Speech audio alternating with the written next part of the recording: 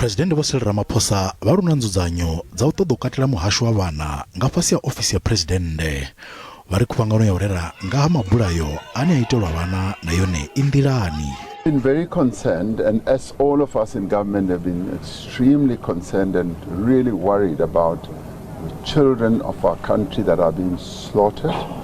And the police, the South African Police Service, is working on this matter. Minister Bheki spoke about it yesterday.